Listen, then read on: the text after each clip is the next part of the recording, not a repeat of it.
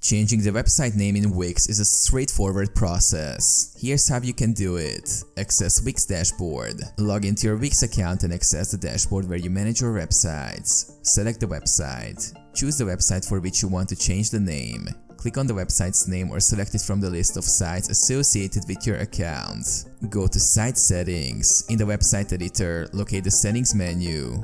This is typically represented by a gear icon and is usually located in the upper right corner of the editor interface. Click on it to access the settings. Edit site name. In the Site Settings menu, you will find an option to edit the site name. Click on this option. Enter new name.